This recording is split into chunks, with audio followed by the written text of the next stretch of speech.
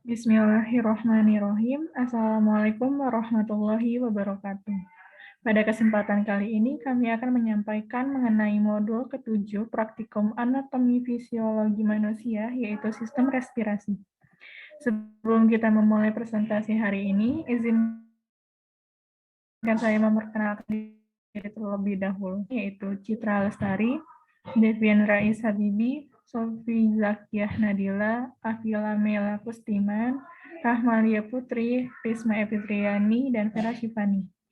Dan untuk teman-teman sekalian, kami harap dengan sesama dalam memperhatikan dan mendengarkan pemaparan materi dari kelompok kami, agar pemaparan materi kali ini berjalan dengan lancar. Terima kasih. Izinkan saya untuk mempresentasikan tujuan dari pengamatan kali ini. Tujuan pengamatan kali ini ialah menjelaskan peranan sistem respirasi dalam mempertahankan hemostatis tubuh. 2. Menjelaskan peran organ-organ yang terlibat dalam sistem respirasi. 3. Menerapkan cara sederhana dalam mendeteksi adanya kelainan dalam sistem respirasi. Presentasi selanjutnya saya serahkan kepada Sofi Zakiah dan Afila Meila untuk memaparkan proses inspirasi dan ekspirasi. Terima kasih kepada moderator. Baik, pada praktikum kali ini akan dilakukan pengamatan pada ukuran lingkar dada praktikan pada saat melakukan inspirasi dan ekspirasi. Dari hasil pengamatan diperoleh lingkar dada pada saat normal yaitu 86 cm, lingkar dada pada saat melakukan inspirasi yaitu 90 cm, dan pada saat melakukan ekspirasi lingkar dada kembali seperti kondisi normal yaitu 86 cm. Hal ini dikarenakan pada saat melakukan inspirasi, otot diafragma dan otot antar tulang rusuk berkontraksi sehingga tulang rusuk terangkat ke atas dan rongga dada membesar. Nah, sedangkan untuk ekspirasi sendiri ini merupakan otot antar tulang rusuknya itu kembali kepada kondisi yang normal, sehingga si tulang rusuknya mengendur atau kembali ke posisi semula dan rongga dada mengecil. Nantinya diikuti dengan keluarnya udara dari paru-paru, karena tekanan udara di paru-paru lebih besar dibandingkan tekanan udara di luar. Nah, kemudian untuk perbandingan dari tabelnya, ekspirasi dan inspirasi bisa dilihat dari tabel, di mana nanti di sini ada komponen yang terlibat dan perubahan-perubahan yang terjadinya. Saya kembalikan ke moderator. Terima kasih. Baik, selanjutnya dilanjutkan kepada Vera Shivani untuk memaparkan materi frekuensi pernafasan. Baik, terima kasih moderator. Selanjutnya saya akan menjelaskan tentang frekuensi pernapasan. Pada percobaan frekuensi pernapasan, didapatkan frekuensi pernapasan sebanyak 16 kali per menit. Pada percobaan ini dipraktikan duduk di atas kursi, lalu dilakukan pemeriksaan frekuensi pernapasan di punggungnya menggunakan stetoskop. Dari hasil pengamatan diperoleh frekuensi pernapasan praktikan adalah 16 kali per menit. Hal ini disesuai dengan literatur, di mana disebutkan bahwa frekuensi pernapasan normal pada orang dewasa yaitu 12-20 kali per menit. Terima kasih, saya kembalikan ke moderator.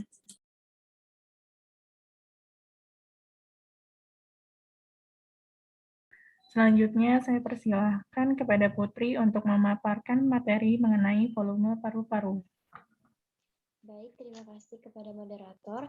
Di sini saya akan menjelaskan mengenai volume paru. Pertama ada kapasitas fungsi paru. Kapasitas fungsi paru ini merupakan kesanggupan atau kemampuan paru dalam menampung udara di dalamnya. Sedangkan kapasitas vital paru adalah udara yang dapat dicapai masuk dan keluar paru-paru pada penarikan dan pengeluaran nafas yang kuat. Adapun alat yang dapat digunakan untuk mengukur kapasitas fungsi paru adalah spirometri. Adapun macam-macam dari volume paru, yaitu yang pertama adalah volume tidal, merupakan volume udara yang diinspirasikan atau diekspirasikan pada saat kita melakukan pernafasan normal. Yang kedua adalah volume cadangan ekspirasi, yaitu jumlah udara yang masih dapat dikeluarkan dengan ekspirasi kuat setelah akhir dari suatu ekspirasi yang normal. Yang ketiga adalah volume cadangan inspirasi, merupakan volume tambahan udara yang dapat diinspirasikan di atas volume tidal normal. Dan yang keempat adalah volume residu, yaitu volume udara yang masih tersisa di dalam paru-paru setelah melakukan ekspirasi kuat. Dari data pengamatan diperoleh kapasitas vital parunya yaitu 1.900 cm3, yang kedua volume tidalnya yaitu 500 cm3, dan yang ketiga volume cadangan inspirasinya yaitu 1.250 cm3. Baik, dilanjutkan dengan saya. Saya akan menjelaskan mengenai hasil dari pengamatan tadi, yang telah disebutkan juga oleh Putri.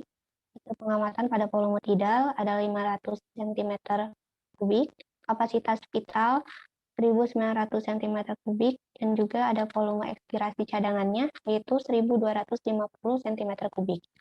Maka untuk mengetahui suatu volume inspirasi cadangan atau VIC, maka menggunakan rumus Kv sama dengan Vt plus VIC plus VEC.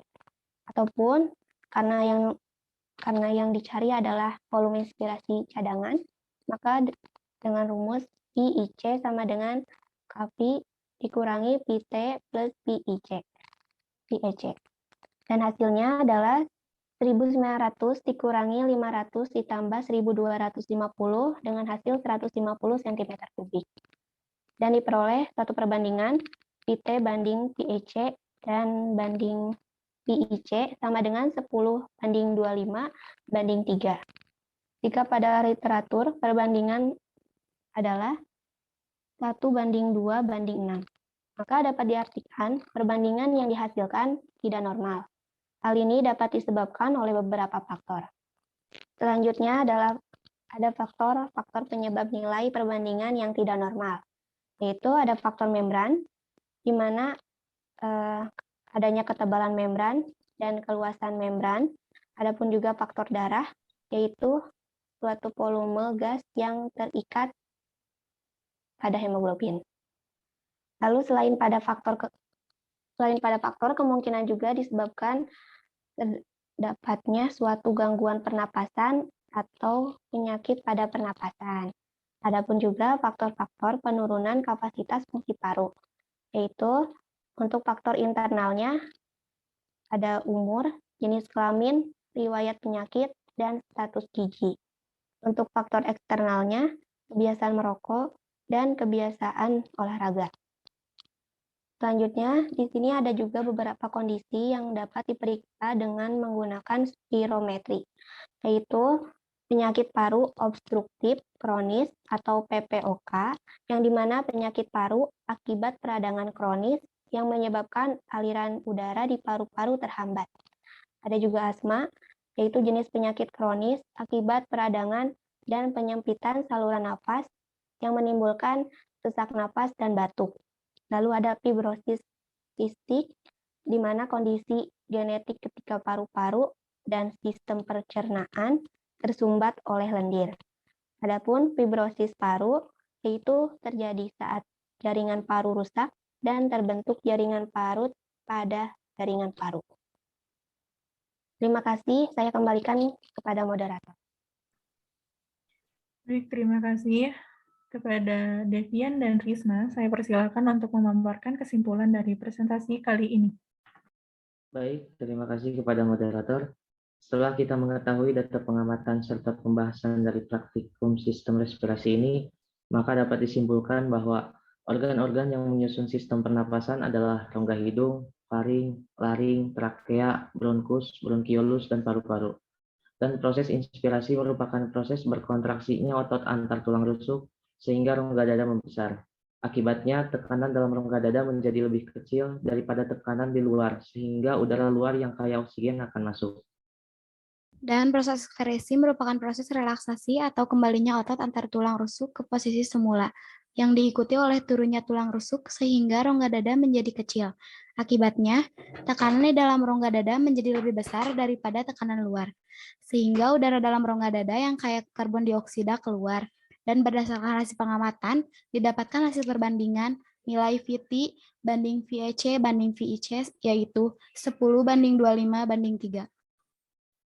Terima kasih, mungkin saya kembalikan kepada moderator. Baik, terima kasih. Mungkin sekian presentasi yang dapat kami sampaikan. Kurang lebihnya mohon maaf. Wassalamualaikum warahmatullahi wabarakatuh.